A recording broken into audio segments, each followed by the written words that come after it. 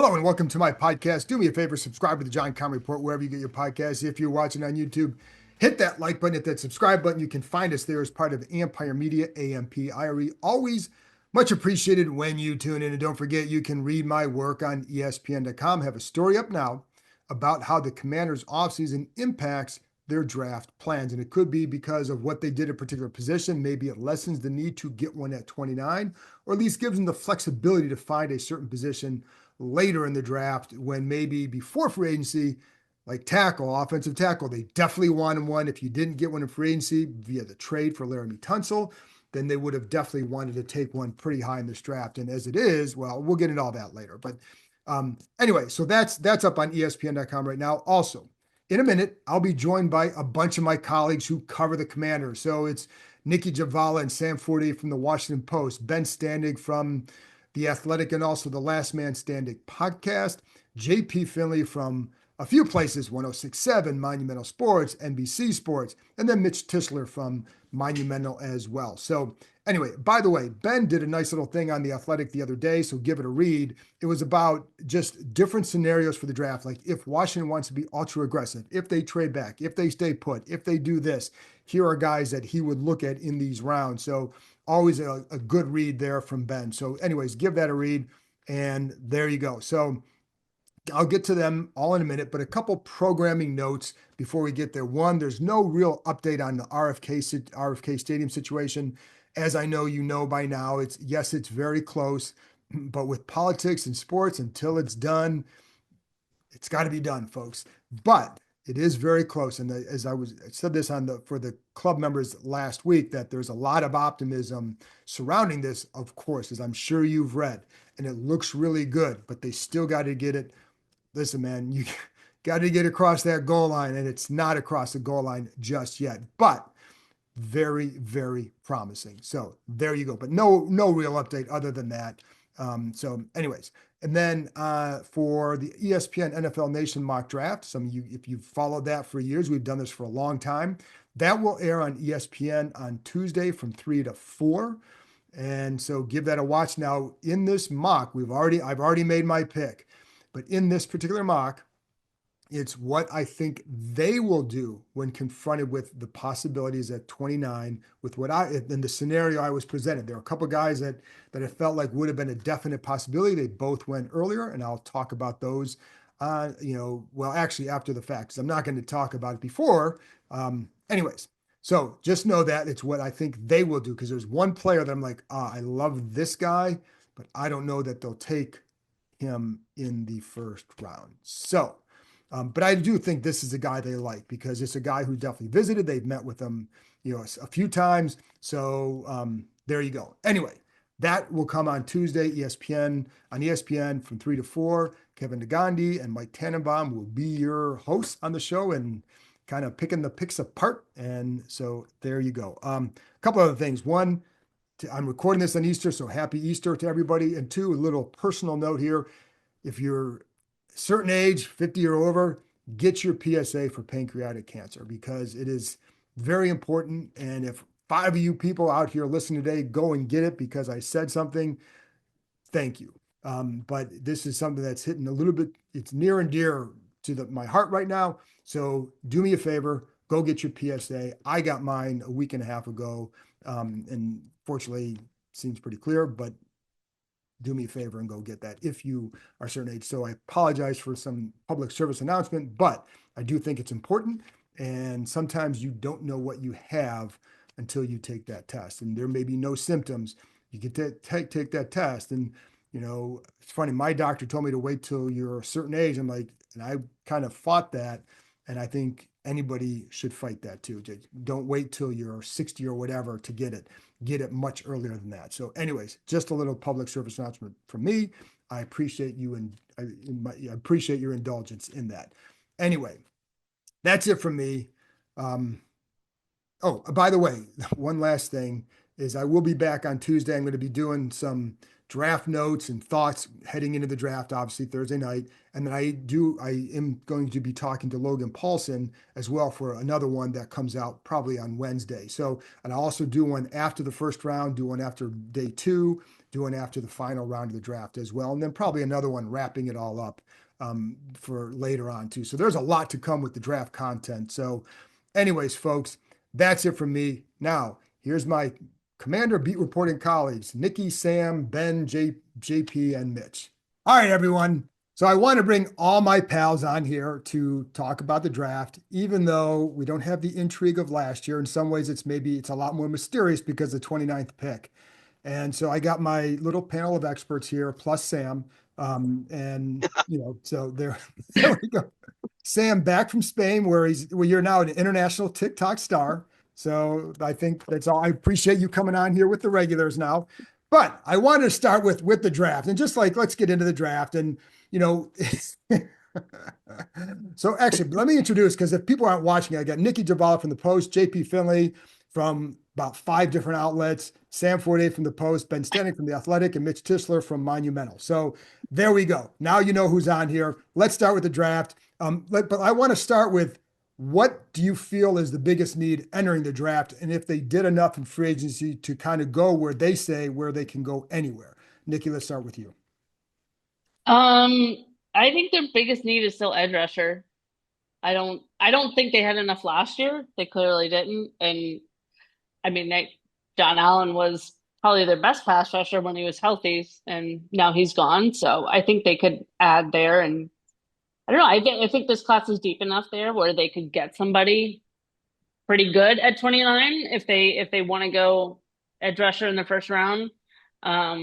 So I like that, or trading back. The question is, who would want to trade up in this draft?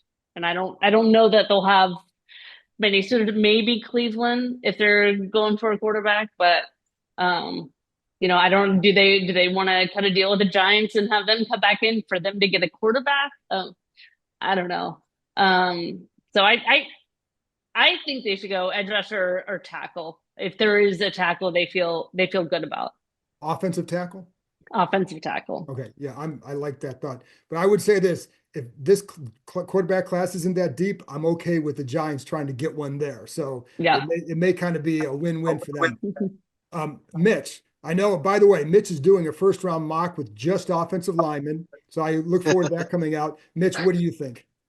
Listen, JP and I did our mock draft on our podcast, and I had 0 offensive linemen taken in the draft, assuming there were no trades, which is an anomaly for me. Wow. And as much as I think edge rusher is a huge need, I think corner has to be 1B over there, because you're putting a whole lot of hope into Marshawn Lattimore being a better player than we saw on the field last year, and returning to where he was. You can bring in Will Harris, who can play a little slot, and move Mikey Sainer still outside, and kind of, put it together with bubble gum and scotch tape. But to me, I think corner's got to be right up there at the top, because I think even if you get a stud edge rusher, if you think this front four is going to be able to consistently get to the quarterback, I think you're being probably overly optimistic. So the back end's going to have to cover. So for me, corner's the number one spot. I definitely agree they got to get a corner in this draft, just because if something happens to Lattimore, you have your next 3 corners are probably best suited to play inside. They can play outside, but then you're left with 2 smaller guys on the outside. Ben Standig from the Athletic, who's going to have his mock draft out probably next week, but also is adding a twist with the UDFA mock. I appreciate that, Ben.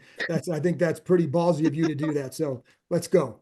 Well, wait till you see the story I have up probably Thursday. There will be UDFA mentioned, so it's a funny bit. I mean, I don't disagree with anything. I guess I'll just to throw in a different angle. Like we saw last year, they're not afraid to do the best player available situation with the Johnny Newton pick, and I think they still are deficient in a couple of these areas.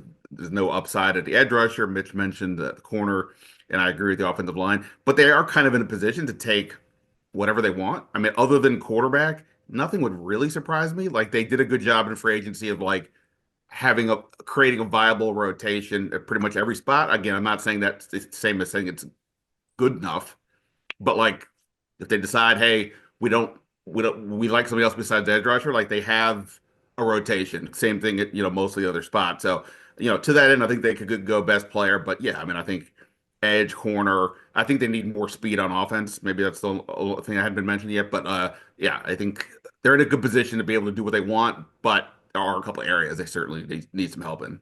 And listen to the Last Man Standing podcast. Sam Fortier, who just got back from Spain, and boy, are his arms tired. So, go ahead. Anyways, so that reminds me of a story, and Sam knows the text. I just texted him this morning. He was mentioned the paella. I'm a big fan of the paella. When my wife and I were over in Valencia, we had paella. It was chicken and rabbit. And I told Sam I missed the opportunity to tell the waiter that there was a hair in my food. So anyways, Sam, what do you... Thank you for that reaction, Nicki. I'm pretty impressed that you have like a bad, like 15-second soundbite to introduce every single person. That's like true podcast hosting, is you're like teeing up everyone with a bad bit. I would say, to kind of go back to what was mentioned earlier, like I think if they can, trading down would be great, but obviously you need a partner to trade up. But they're only like, I think when I look at their trade down opportunity, it's hard for me to imagine that someone who wants to go up wouldn't go to Minnesota at 24, because Minnesota only has 4 picks, the fewest in the draft. And so if you're Washington, like, you got to think to yourself, how am I going to compete with the desperation or the motivation that Minnesota would have to trade down? And the one other thing I would say, like, to me, edge rusher and corner are probably 1A, 1B in terms of if they do stick and pick. I wouldn't be surprised, though, about receiver if wow, wait, hold on. I just noticed Mitch has a hat on. What is this? What is that? It's my hat from the Running of the Bulls Festival last year in Spain. I figured in our review I would throw it on and rock it for the podcast. If you're not watching this, you got to now go to say, everybody's got to tune in. Did somebody take a screenshot? I need a new avatar. At receiver, if that's the best player on their board, I could see it, like Luther Burden, and a guy from the lowercase T Ohio State University could be there. So which like, one? Ibuka. Yeah. But I think that those guys could be options as well to add speed on offense, as Standig said. We could do a Brady Bunch bit right now with these boxes if you want. Maybe not. JP. What is the Brady Bunch? Oh my God. Wow. I my knew that was gracious. coming. That is No way. incredible. I appreciate the joke. There's no way he doesn't know that. Come on. That's good. All right, JP. Hard to compete with all the stand-up comedians in this room. I think I kind of agree with what everybody has said. The only area I would say they're definitely not going to take at 29 would be tight end. You bring Ertz back, you get Bates long-term done. You just drafted Senate. The tackle thing is really interesting. And I think these dudes have the confidence and kind of now the capital that if they took a tackle at 29, consider the draft capital they've invested to tackle in 1 year between the Tunsil trade and taking Coleman. So they're admitting that Coleman's a guard. I can understand it because their greatest asset is Jaden, and you should do everything you can to protect your greatest asset. It would kind of surprise me maybe. I think it's edge. I've been pretty vocal that Michael Williams is the dude I think would be the dream. I don't think he quite gets there. I think trading back 48, that's interesting about the Vikings stuff, but like there also could be more than one team that wants to trade up. You know what I mean? Like one team gets to the Vikings, but that doesn't mean there's not other teams, especially if you buy into some of this QB talk around Dart or Milrow or even the Louisville kid whose name I cannot figure out how to pronounce. And for me, though, the dude that makes the most sense, and the fact that they just had him to Topgolf, is Ezraku with the BC kid that is just like a no doubt consistent pass rusher. And they could use one of those dudes, and odds are he'll be there. So, like, if you're looking for kind of your safest, what you think would happen, I think it's Ezraku. Hopefully I'm saying that correctly, too. You are, and I think he's the guy that I kind of targeted just because I think he'll be there, and it dovetails with what they could use. It wouldn't surprise me if they go with an interior pass rusher, because there are a couple of those if you can't get the edge guy you like. But I also think like corner might be the better value there. But what's a position, you throw it to open to anybody, what's a position that you say, okay, regardless of position, this is a guy that if they got him, would be really good. It doesn't matter the position. Like, because at this point, they just help anybody get the roster. Like, I look at a guy like Travion Henderson as a guy, or Marion Hampton, one of those guys. I don't know that you take him at 29, but like one of those types of guys would really add to this offense and give it some juice. I love Henderson. That like in a world in which position value didn't matter, like I would take him at 29 probably. But I don't know if he'll be there, and then B, they could use an upgrade at running back, but it's not like they don't have running backs, and obviously the other positions are just simply more valuable. So that would be my issue. But you think Henderson could be gone by 29, Benny? I mean, who knows? But like he just visited Denver and Pittsburgh. The Pittsburgh one is weird because they don't have a second round pick. So is Pittsburgh, fronting that they would consider taking him at either 21 or if they drop down a little bit? Maybe. And Denver's obviously like constantly mentioned for a running back. So if Hampton were to be gone, I don't think it's crazy that he would be gone. 21. I like, but yeah, like he's a guy that I would love. What, JP? I definitely like Henderson. I think you got to move back to make that make sense, but I guess 29 isn't crazy. For like the guys I love are like further down the draft, like two dudes I've developed my annual draft crushes on. Sorry, Johnny. One of them's Ann Arbor. I think that kid Josiah Stewart is he's good. I think he's still evolving. Like I think you're getting a guy that could really become something perhaps over time. And I like these guys as a draft and develop bunch. And then I love that kid Thornton from Tennessee. I just think you're getting really high end speed at a cheap price tag. And I think what we saw Diami become late last year, you've lost that. And I think I may be incorrect on this, but I almost think Thornton can give you that element right away. And then if he can evolve and become a better route runner and give you other stuff over the years, you really got something. And I like that theory. Like, you're right. Like, Stewart's an evolving guy. I think the kid from UCLA, Olafadu, is kind of in that same mold where if you got him later, whereas like my Ohio State guy, Sawyer, JTT, I kind of think they are what they are. You know exactly what you're getting. Sure. Some of the other ones, maybe there's some more upside. I think the other beauty with this, with what they've, I don't know if you guys agree, but what they've done in free agency, it lessens the need for a guy to come right in and be an impact 3-down guy. Come in, be a pass rusher, evolve with the other parts. But I don't, Well, I think that's what they've done well for a couple seasons now, is making sure that you don't have to come in and they have to be impact players right away, obviously outside of quarterback. A guy that I've kind of fallen in love with, I don't know if he's going to be there at 29 or not, is Shamar Stewart, the defensive end from A&M. And what I liked most about him was just kind of reading up on his, draft profiles and stuff like that. Responsibility in the run. And I think when we talk about getting an edge rusher, it's important to get somebody who can get to the quarterback, but it's also important to get somebody who's going to be responsible in the run, because we saw what the various run offenses did against this team, all year long. And so I think there are a couple of guys in this draft who are kind of straight speed guys and can get to the quarterback, but aren't necessarily helpful on first and second down. And I think if you're going to stay at 29 and pick at 29 and not try and move back and add picks, I think you got to get a guy who can help you out all 3 downs on the line. He's an interesting guy too, Mitch, because like you talk to some people, like, is he a top 10 guy? He's got those traits.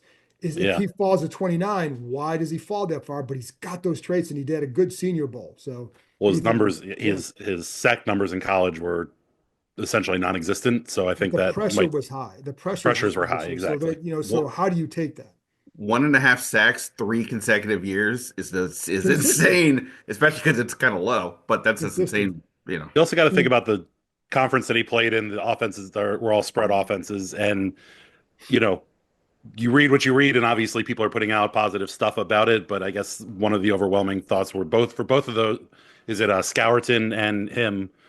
They didn't ask their DNs. Their DNs weren't asked to rush the passer directly. They were dropped back in coverage some. They were sealing off edges and stuff like that. So, I think you can look at it a bunch of different ways, but certainly 4.5 career sacks in college is not something that would inspire a ton of confidence that he's going to turn into a elite edge rusher. But I do think I think that he's going to be able to do both in the NFL, both get to the quarterback or at least put pressure on the quarterback and set an edge in the run. If they drafted him, I feel like that would be a real vote of confidence for that coaching staff, Kerrigan in particular. Yeah. Like, do they believe that his tutelage can get that guy where he needs to go? Because obviously he does have the traits, but I would be very curious. And it would fit. I think that, like, if they stay in the first round, I think that they're going to use their premium picks on premium positions, especially like because you get that 5th-year option. Like, I would be surprised if they picked a running back or a safety or a linebacker. Like, I think that all the positions we talked about, edge rusher, corner, receiver, or tackle, like I think all those would fit kind of the archetype of what you're looking for because you would have that extra control potentially. But with a Shamar Stewart, like, do you think that he can get there? I don't know what their internal belief would be, but if they do think so, like, definitely hit the button because he looks like it on tape. Yeah, the guy I like I don't think he'll be there is Donovan Jackson. Just the way he can play guard, switches midseason to tackle, becomes an All-American. Like that's phenomenal to me. And you hear nothing but good things about him, just his preparation. Coaches, players love him. Believe he was a captain, right? Smart kid. So I feel like he checks all the boxes, and that versatility, it gives them options with Brandon Coleman. They really could let him, try to test out right tackle. If it doesn't work, you could move either of them to guard. Gives them flexibility with Wiley too, who I don't know will be there that much longer. But I mean, he's got a year left. So I don't think he'll be there. But in the off chance he is, and then like JP said, Travion Henderson would be great, but I wouldn't take him at 29. If you can trade back with Cleveland and get him at the top of the second, that'd be ideal. And you forgot to mention that Donovan Jackson also has a ring, so that's good. But I would agree with Travion Henderson. I don't think I would take him at 29 for exactly what Sam said. Like, I would prefer a premium spot there where the value of the contract is, in addition to the player and the position, kind of matches with where they're at right now. Whereas like running back, you're going to cycle through them a little bit more. And I would, if they got Henderson in the second round by trading back and picking up another pick, that'd be great. I also think their running backs later in the draft, like if they went edge, corner, and then they got Tootin for Virginia Tech, and then maybe somehow get another pick and get an offensive lineman in there, I think that'd be a pretty darn good draft. Yeah. I like that Tosh Brooks too. I mean, he's just fun to watch. I don't know that he can do a lot of the stuff that he's doing at Texas Tech at the pro level, but I mean, if anybody can truly vet him, it's probably Cliff Kingsbury. I hear he's got serious connections to Texas Tech. But I think he's fun to watch. Isn't Anthony Lynn a Red Raider too? And Wes Welker. Yeah. So I think they could get the information they needed. But yeah. Forget the Commanders. We have the Comraiders. It's what if they change the name of the team to the Washington Red Raiders? I can't wait for the Athletic article about that, Ben. Yeah. Do you think they're going to change? By the way, just on the running back thing, like I heard a report the other day that Washington apparently wants a 3-down back. But I think like part of the issue with this draft feels like, obviously you never know. That's the whole point of the running back. A lot of guys can do it, but like there's the top 3 guys with Henderson being the third more or less. And then after that, it's not like everybody else has like they do one thing or the other thing, but they don't really do all the things. So if you do want that, if you think, hey, if we add that running back element to what we already have on offense, that takes us to the next level. That would be my only justification for saying do it at 29. Because it's either do that or you just probably are not getting that guy this year. No, well, dude. I mean, think about the Lions, right? Like they took a linebacker at 15. They took Gibbs at like 13 or whatever. Like if you think that's the dude, that's the dude. Right. Yeah, I feel like when they did that, they were sort of further along in their rebuild. It's like, okay, we need these guys to do this specific thing to elevate our ceiling. Whereas I feel like the Commanders are still elevating the floor where you need guys like that are athletic and versatility, kind of the things that we're talking about, premium positions. Also, think we're talking a lot about offensive players. We've mentioned some of the defensive guys, but most of what they did in the free agency feels like it was on the offensive side. And so to me, that almost leans towards you start building up through the draft, and at least on the defensive side. I think that I love Travion Henderson, but I think he's maybe a little bit of a luxury for this team right now because I think there are enough holes that still need to get filled, and there's going to be a speedster running back at some point later in the draft that you can potentially pick up, and doesn't have the same proven skill that Travion has, but because you're still filling other holes because this team was so devoid of draft picks for so long, they might running back isn't a premium position like we've been saying. Well, that's where I agree too. Like that's why I say it's so easy to say trade back and get more picks because as Sam pointed out, you guys talked about, like it's so hard to be able to accomplish that, especially in a draft where it's not as deep as it's been. So how many guys are truly going to you're going to want to move up for? Maybe there's a run on tackles and some team moves up for that. But if they could come away with this with an edge, a corner, a running back, and an O lineman, I think that in the first 4 rounds, I think that'd be a major success. What do you think? Sure. I mean, like I said, they could do pretty much everything. I mean, what you just said, those positions absolutely make sense. But like the other thing is like we focus so much on this year, like because they have so many guys on 1-year deals and guys like Ertz and Wagner are older, and realistically, can we assume that they're going to be here another year? Like I don't think it's crazy to get the contingency plan. Right. It's harder with 5 picks. I grant you that, but it's crazy. Can I just double click one thing? Mitch mentioned Nick Scourton, however you say it. Yeah, like. Obviously, I don't know the guy like personally, but like everything I read, this guy is like their notion of like they want to draft a commander. That guy is the dude. I mean, he would help with the edge. He's just a relentless competitor. At 19, he was a team captain at Purdue while leading the Big Ten in sacks. Everything I read to me says this guy is what they would want. Now, he's not typically being mocked at 29, but that guy, if I had to pick one guy that is that, maybe there's a 6th-round guy I don't know about, but that guy I would imagine is something that they're absolutely looking for. No, I think that's a great point because he does fit. And there's a couple guys that fit after the first round at that position that I think would be deeply intriguing for them as well. So first of all, how different is this from last year? Like in the last 5 years, like to not even mention quarterback. I know, like Sam, you said that they still should draft, they should look at Shedeur Sanders. If he falls there, I'm going to disagree with that. But it's weird to not have to really bring up quarterback and not even to look at a quarterback. How weird was it at the combine that we barely talked to anybody? I think the most interesting or intriguing part of the quarterback conversation this year is with the Commanders at 29, does a team trade back in to get that 5th-year option? Like the Ravens did with Lamar Jackson, other teams have done along the way. But I mean, Shedeur Sanders in last year's draft would have been what number quarterback taken? Like I think the quarterback talent this year is just much lower than we saw last year, and I think the teams that were super quarterback, needy last year made some moves, unless you were the New York Giants, to go do that. Can I ask you a question, Keim, on this scenario?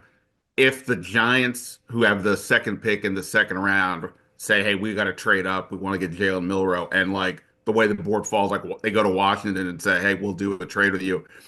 It's one thing to make a trade in a division for cornerbacks. It's another thing for quarterbacks. But would you make that deal if they're going to take a quarterback, whoever it is, would you make that deal with the Giants? Are we not going to pretend like we didn't have this conversation earlier? Did we? Today? Right. I didn't realize Tarek El-Bashir was on the call. Oh, did we? I totally missed it. Sorry. We kind of did. I just want Nicki and Ben to fight again. Yeah. No. Nicki's instigating already. No, not. This is my normal personality. But I will say, in that scenario, then it depends on, do you believe in that quarterback? Like if these guys scout middle, go ahead. And I think with picking a quarterback there, I want the picks because those picks can help me right now, right? Like if you trade back, get another 2nd-round pick, let's say they get a 3rd out of that, you could find 4 guys that can help you this year. And you're loading up in the sweet spot of this draft, which is rounds 2 through 4, which I don't know. What do you think? And the sweet spot of Jaden's rookie deal. Like, you saw it last year I mean, they traded back with the Eagles, and the Eagles got DeJean, who looks like a hell of a player, but they like what they got. Like, But it's I quarterback. The difference is the quarterback. I understand. I understand there's a positional difference. I understand that, but I think they got to be focused on. I go back to the Quan Martin quote when they were going to Detroit for the divisional round game. He's like, "Yeah, they're good, but we're good too." Like, I think they just build their thing and focus on getting the best team they can. I also have to hop off, but I wanted to ask one quick question. Nicki, are you wearing a Commander sweatshirt? What are you wearing? No. So whenever It says I go on a road Washington. trip, it says Washington D.C. I I get these at every airport because they're $19 and they're super comfortable, and it's like half my wardrobe now. So I have 3 cities. So How many I Congrats. Heart New York sweatshirts do you have? what? How many I Heart New York? I don't have any. Maybe I should start those. I bet they're cheap at the airport too. I Also, just look cheap. Chapel JP, Bill. you know how like people when they go out of town, they buy gifts for the place they visit. Well, from where Nicki lives, DC is like a road trip. So It is. Sam just had to bolt. Now- He says goodbye. Bye. All right, see, I'll bring you back a sweatshirt, Nick. See ya. Thanks. All right, well, we I can heard go, San we'll just Diego. go a couple more minutes now. Now we can get into the good stuff, okay? Like, anyways, but is there like, where do you feel, last thing we can talk about is where this roster is at and how much have they closed the gap on the Eagles and what might be able to get there through this draft? I don't know that their defense is necessarily better. I don't know that it's worse. I mean, John Allen was only available 8 games last year, but I'm not completely sold on the changes they made to the defensive line. I know they wanted to get bigger, which I agree with. Not sold on the Javon Kinlaw signing yet, hoping he changes my mind. In the secondary, it's still, you don't know what it's going to look like with the pieces they have. They have a lot of versatility. How are they going to use them? We'll see. So that's still probably the biggest concern for me at this point. I love the Tunsil trade. It's nice to see a team like actually really invest in an offensive line. I mean, yeah, I like the Deebo Samuel one. It's like no risk really. So yeah, I like those changes, but I'm still not sure about the defense, if it's going to be better, worse, same. It's funny to look at this Dan Quinn team, a guy who's obviously made a career on the defensive side of the ball. But I think you have to almost, no matter what happens in the draft, go into the season thinking the best defense is going to be a good offense. And I think the Laramie Tunsil trade kind of highlights that or puts an exclamation point on that, because he might just be one player, but the effect of that one player goes across the rest of the offensive line and, quite frankly, across the rest of the offense, because I think you're not going to have to see as many tight ends stay in to help blocking, so you get extra receivers and routes. Hopefully that helps Jaden, more explosive offense, all those different things. And as it pertains to getting, closer to the Eagles, I think you can't look at this Eagles team and not recognize that they lost almost half of their starting defense, or 5 of their 11 starters and a couple key contributors. And it's not that I necessarily think that that defense is going to take a big step back, because they have some really nice cornerstone pieces to it. But I do think you have to recognize that that's going to be a different looking defense than what we saw last year and the past couple seasons. And, you hope that you're able to take advantage of some more turmoil up there.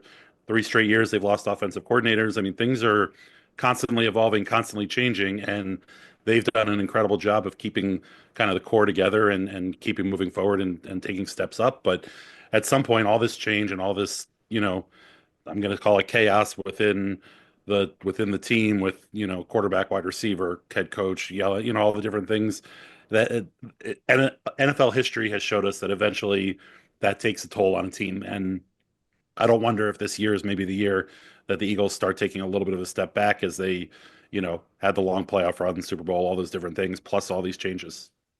Yeah, which is a good point. And one thing too, that you take from the Eagles is to continue building that offensive line. So there you go, Mitch. But that's whether it's a depth guy in the 4th round or someone who can come in and maybe challenge for a starting job right away. But also, to your point on the offensive players, is they face a tougher road of defenses this year than they did last year. And I think it's like they'll have like 8 games against teams that finished in the top like 14 or so in defense last year. So like it's more than last year. Now, if it plays out that way, we don't know.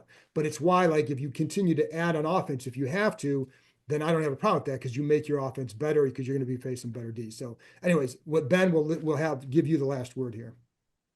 Well, and just like what Mitch said before about sometimes the best defense can be a good offense, whatever. That's again sort of I'm not trying to talk anybody into saying they should take a running back, but like to that end, like that is still we still don't quite know. Like, did they think the running game issues last year at the end of the year was about the actual backs, Brian Robinson, no Eckler, or the line? Does Tunsil change that? We know he's good as a pass protector, run blocking.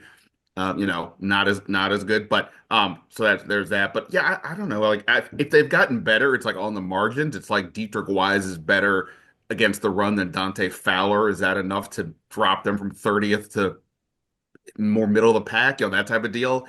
I don't know, but I think that's why. Like, I'm with, I think Nicki said about Kinlaw. We'll see. I mean, is Will Harris a straight out swap for Jeremy Chin? I don't know if he is based on the Chin we saw at the end of the year. So yeah, I think they need some more, but on defense in particular, for me to say they're catching, if it's not the Eagles, whoever is the next thing. And I also think a guy like Johnny Newton has to continue to progress, because if he does, then it gives you another jolt in a spot where, like, he started, there's some things he flashed later in the year. Does he progress? Does he give you more of that inside push that you're losing from not having John Allen? So anyway, can I tell you my defensive strategy for this team this year? Tell Deron Payne, you saw what just happened to John Allen. The same thing is going to happen to you if you don't play better. So consider this your contract year, and then he gets 10 sacks, right? I mean, that's what I would do, because if he is able to be something akin to what we saw a couple years ago, then this whole thing can look different. But the fact that we're not even discussing him, that's like the main piece on that line says a lot about where he's been the last couple of years. And don't throw any punches at any of the other D tackles. Yeah, don't do that. Well, I think we're going to have to end on that note. Thank you guys very much, Nicki, Ben, Mitch, for sticking on, then JP and obviously Sam for joining earlier. Appreciate you guys, and thanks a lot.